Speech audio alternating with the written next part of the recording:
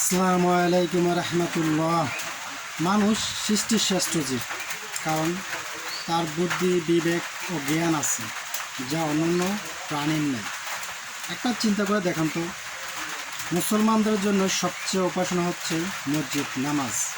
সেই নামাজ আপনি যে ইমাম বা নেতার পিছনে পড়েন, যেই নেতার কাছে আপনার বাল্যকালে প্রথম শিক্ষা কোরআন, দিনী শিক্ষা অর্জন করেন, যার দিয়ে আপনি আপনার বিয়েতে বিয়ে পড়ান, এবং আপনার বাড়িতে কোনো দোয়ার আয়োজন করলে যে ইমাম সাহেবকে আপনি দাওয়াত দেন, কারণ আপনি মনে করেন যে আপনার হয়তো কোরআন তেলাওয়াত, আপনার দোয়া সহি নাও হতে পারে, তাই আপনি দৃঢ় বিশ্বাস নিয়ে আপনার এলাকায় পরিচিত ইমাম সাহেবকে দিয়ে দাওয়াত দেন এবং আল্লাহর নিকট তার জন্য দোয়া প্রার্থনা করেন।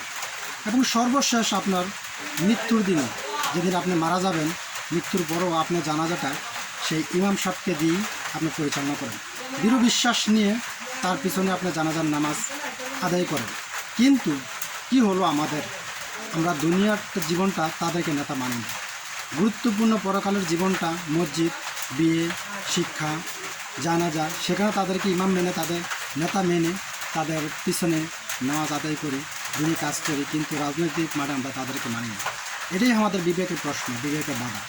কারণ আমরা রাজনীতি বলতেই সঠিক চর্চা নেই, খারাপ ধারণা, খারাপ চিন্তা ভাবনাকে বুঝি। আসুন আমরা রাজনীতিকে সঠিক চর্চায় নিয়ে আসি, সঠিক রাজনৈতিক চর্চা করি। মসজিদও যিনি নেতা, মসজিদের বাইরেও তিনি নেতা, তার অধীনে আমরা থাকব।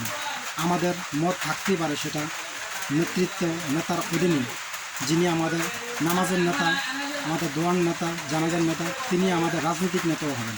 যিনি আমাদের পরকালের দিকে নিয়ে যায় নামাজ এবং সহি করার জন্য, তিনি আমাদের দুনিয়াতেও পরিচালনা করতে পারবেন। তার দিক নির্দেশনা মেনে চলি। হতে পারে তার ভুল থাকতে পারে, তার ভুল সংশোধন করে দেওয়ার আমরা চেষ্টা করি। আসসালামু আলাইকুম।